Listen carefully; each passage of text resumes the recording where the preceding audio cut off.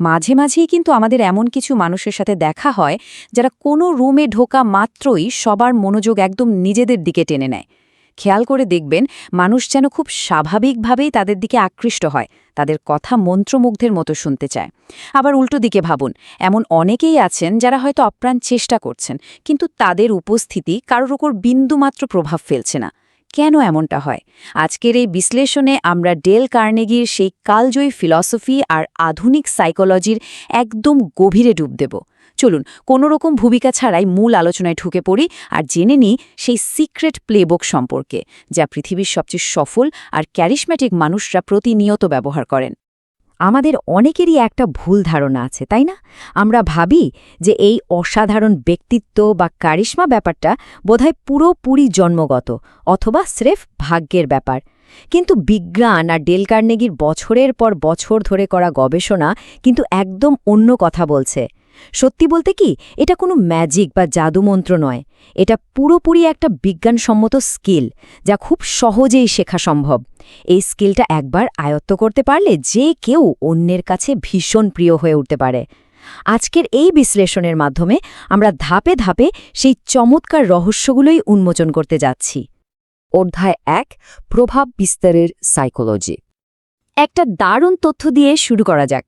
হার্ভার্ডের psychology ডিপার্টমেন্টের একটা গবেষণায় দেখা গেছে আমাদের দৈনন্দিন কথাবার্তার প্রায় 60% হল সেলফ টক বা নিজেদের নিয়ে কথা বলা।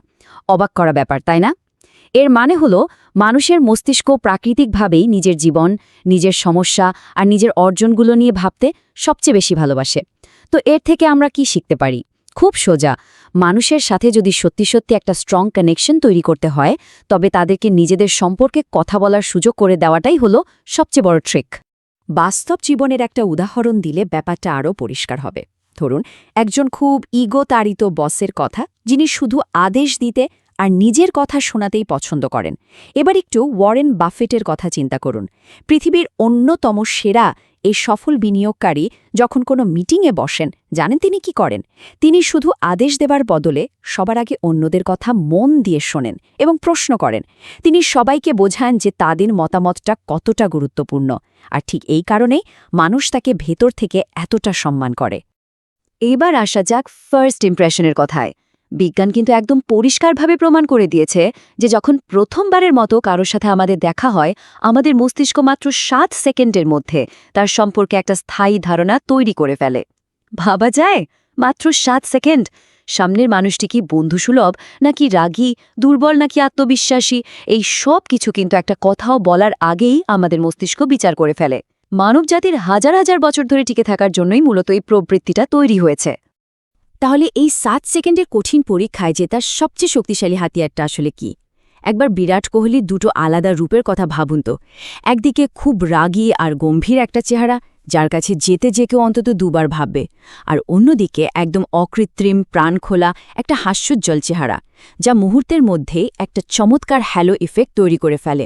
মানুষের মস্তিষ্ক কিন্তু এই অকৃত্রিম হাসিকে একটা পজিটিভ সিগন্যাল হিসাবে ধরে নেয়। মস্তিষ্ক তখন বলে, এই মানুষটি একদম নিরাপদ। মানুষের বিশ্বাস আর ভালোবাসা অর্জনের জন্য এর চেয়ে দারুণ ইভলিউশনারি ট্রিগার আর হতেই পারে না। শুধু হাসি কিন্তু শেষ কথা নয়, এর সাথে আরও একটা জাদুকরী বিষয় জড়িয়ে আছে। ডেল কার্নেগির ভাষায় বলতে গেলে মানুষের নিজের নাম হল তার কাছে পৃথিবীর সবচেয়ে মধুর ধ্বনি। নিউরোসায়েন্সও ঠিক এটাই প্রমাণ করেছে। যখন কেউ নিজের নাম শোনে, তখন মস্তিষ্কের ইমোশনাল সেন্টার বা অ্যামিগডালা সাথে সাথে অ্যাক্টিভ হয়ে যায়। আমাদের শাহরুখ খান বা প্রধানমন্ত্রী নরেন্দ্র মোদীর মতো প্রভাবশালী ব্যক্তিত্বরা কিন্তু এই আর্টের দারুণ দক্ষ। তারা মানুষের নাম মনে রাখেন এবং কথা বলার সময় সেটা খুব সুন্দরভাবে ব্যবহার করেন। এই ছোট্ট একটা কাজ মুহূর্তের মধ্যে এমন একটা গভীর ইমোশনাল কানেকশন তৈরি করে, যা ভাবলেও অবাক লাগে। অধ্যায় 2, আইসিই বা আইস ফর্মুলা। এখন আমরা কথা বলবো বিখ্যাত আইসিই বা আইস ফর্মুলা নিয়ে। এই আইস ফর্মুলার 3টে অক্ষর আসলে 3টে দারুণ শক্তিশালী সাইকোলজিক্যাল পিলারের প্রতিনিধিত্ব করে। এগুলো হলো ইন্টারেস্ট, ক্যারিজমা এবং ইগো। চলুন কথা না বাড়িয়ে এক এক করে এর পেছনের বিজ্ঞানটা একটু গভীরভাবে জেনে নিই। ফর্মুলার একদম শুরুতেই আছে ইন্টারেস্ট। আমাদের মধ্যে অনেকেরই একটা ধারণা আছে যে কাউকে ইমপ্রেস করতে হলে বোধহয় নিজের বড় বড় অর্জনের কথা বলে তাকে মুগ্ধ করতে হবে, ঠিক যেমনটা আমরা সিনেমাতে দেখি, তাই না? কিন্তু বাস্তব জীবন তো আর সিনেমা নয়। এখানে যদি সত্যিই প্রভাব বিস্তার করতে হয় তাহলে ওই মেন ক্যারেক্টার মোড থেকে বেরিয়ে এসে সাইড ক্যারেক্টার হতে হবে। অন্য মানুষের জীবনের গল্প, তাদের প্রতিদিনের ভালো মন্দ নিয়ে একদম ভেতর থেকে আন্তরিকভাবে প্রশ্ন করতে হবে। সোজা কথায়, মানুষ যত কম নিজের কথা বলে আর যত বেশি অন্যদের কথা শোনে, অন্যরা ঠিক ততটাই তাকে বেশি পছন্দ করতে শুরু করে। এরপরই আসছে কারিশমা। সাইকোলজির একটা মজার বিষয় হলো আমরা তাদের সাথেই সবচেয়ে সহজে কানেক্ট করতে পারি যারা অনেকটা আমাদেরই মতো। একে বলা হয় মিররিং এফেক্ট। কথা বলার সময় মাত্র ৩ সেকেন্ড সময় নিয়ে এই ৩টে ধাপ খুব সহজেই ফলো করা যেতে পারে। ১ নম্বর, সামনের মানুষটির বডি ল্যাঙ্গুয়েজ খেয়াল করে নিজের সাথে একটু মেলানোর চেষ্টা করা। ২ নম্বর হলো তাদের গলার স্বর বা টোনের সাথে নিজের টোনটা একটু অ্যাডজাস্ট করা। তারা যদি শান্ত থাকে তবে শান্ত গলায় কথা বলা। আর ৩ নম্বর, তাদের আবেগটাকে নিজের মধ্যে রিফ্লেক্ট করা। এই ছোট্ট পরিবর্তনগুলো অবচেতনভাবেই অপরপক্ষের মনে একটা অদ্ভুত রকমের বিশ্বাস তৈরি করে দেবে। আইসিসি ফর্মুলার একদম শেষ অংশটা হলো ইগো। আর সত্যি বলতে এটা একটা মারাত্মক ফাঁদ। সবসময় অন্যের ভুল ধরা বা যে কোনো তর্কে জেতার যে একটা তীব্র আকাঙ্ক্ষা আমাদের মধ্যে কাজ করে, তা মুহূর্তের মধ্যে যে কোনো সুন্দর সম্পর্ক ধ্বংস করে দিতে পারে। ডেল কার্নেগি খুব চমৎকার একটা কথা বলেছিলেন, এমনকি পৃথিবীর ভয়ঙ্করতম অপরাধীরাও নাকি নিজেদের নির্দোষ মনে করে। তাহলে সাধারণ মানুষের ভুল ধরে তাদেরকে দোষারোপ করে আসলে কী লাভ? শুধু অন্যের ভুলগুলো চোখে আঙুল দিয়ে দেখিয়ে দিলে তারা স্বাভাবিকভাবে ডিফেন্সিভ হয়ে পড়বে এবং এড়িয়ে চলতে চাইবে। তাই কাউকে ছোট করে নয়, বরং সবসময় সমাধানের দিকে ফোকাস করতে হবে। অধ্যায় ৩, কাউকে রাজি করানোর শিল্প এবং সিক্রেট হ্যাকস। এবার একটা অ্যাডভান্সড সাইকোলজিক্যাল ট্যাকটিক্স নিয়ে কথা বলা যাক। এফবিআইয়ের হস্টেজ নেগোশিয়েটররা অপরাধীদের সাথে ডিল করার সময় একটা দারুণ টেকনিক ব্যবহার করেন, যার নাম ইয়েস মোমেন্টাম। মানুষের মস্তিষ্ক কিন্তু হুট করে কোনো বড় প্রস্তাবে রাজি হতে চায় না। তাই প্রথমেই ছোট ছোট এবং খুব সাধারণ কিছু প্রশ্ন করতে হয়, যার উত্তর নিশ্চিতভাবে হ্যাঁ হবে। এভাবে যখন পরপর কয়েকবার হ্যাঁ উত্তর আসে, তখন মস্তিষ্ক তার প্রতিরক্ষাত্মক দেয়ালটা একটু একটু করে সরিয়ে ফেলে। আর ঠিক তখনই বড় কোনো প্রস্তাবেও রাজি হওয়ার সম্ভাবনা ম্যাজিকের মতো বহুগুণ বেড়ে যায়। এখানে আরও একটা অভাবনীয় তথ্য শেয়ার করি। আমাদের মস্তিষ্ক সাধারণ কোনো ফ্যাক্ট বা তথ্যের চেয়ে একটা সুন্দর গল্প বা স্টোরি ২২% বেশি ভালোভাবে মনে রাখতে পারে।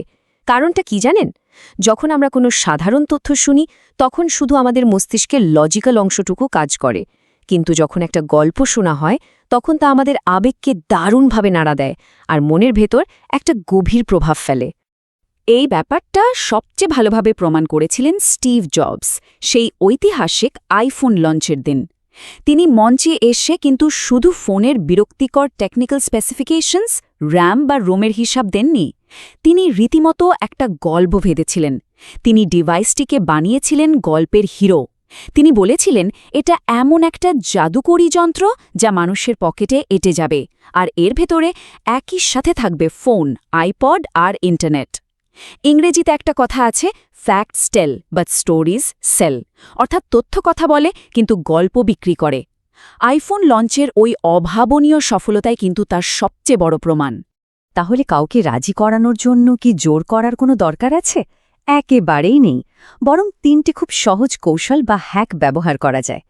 প্রথমত, মানুষকে একটা ভালো রেপুটেশন দেওয়া, যা তারা সবসময় ধরে রাখতে চাইবে। যেমন ধরুন, কাউকে যদি বলা হয়, আমি তো জানি তুমি সব কাজ একদম নিখুঁতভাবে করো, দেখবেন সে ওই সম্মানটা রাখার জন্যই কাজটা খুব মন দিয়ে করবে।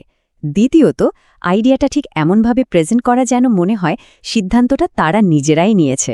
আর তৃতীয়ত হল 1% ক্রিটিসিজম রুল। কাউকে সমালোচনা করার আগে তার একটা ভালো কাজের প্রশংসা করা, তারপর খুব নম্রভাবে তাকে উন্নতির জায়গাটা দেখিয়ে দেওয়া। ব্যাস, ম্যাজিকের মতো কাজ হবে। অধ্যায় ৪, ৭ দিনের ট্রান্সফরমেশন চ্যালেঞ্জ। এবার স্ক্রিনে একটা দারুণ ৭ দিনের রোডম্যাপ দেখা যাচ্ছে। এটা কিন্তু সাধারণ কোনো লিস্ট নয়, এটা রীতিমতো একটা লাইভ এক্সপেরিমেন্ট। চাইলে এখনই একটা স্ক্রিনশট নিয়ে রাখতে পারেন। প্রথম দিন 5 জন অপরিচিত মানুষের দিকে তাকিয়ে একটা ছোট্ট হাসি দেওয়া দিয়ে শুরু করুন।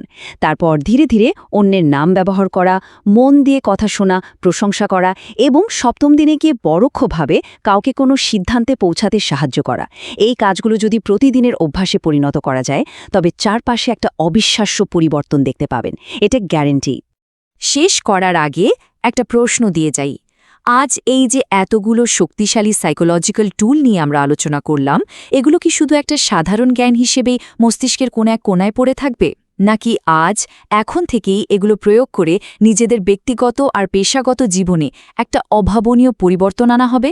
সিদ্ধান্তটা কিন্তু সম্পূর্ণ নিজেদের হাতে। মানুষের সাথে কালেক্ট করতে পারা বা সোশ্যাল স্কিল হলো এই যুগের সবচেয়ে বড় সুপার পাওয়ার। আর আজ সেই সুপার পাওয়ারটার সিক্রেট প্লেবুকই উন্মোচন করা হলো। আশা করছি আজকের এই বিশ্লেষণ থেকে পাওয়া জ্ঞানগুলো বাস্তব জীবনে দারুণ কাজে আসবে। সবাই খুব ভালো থাকবেন আর সব সময় নতুন কিছু শিখতে থাকুন।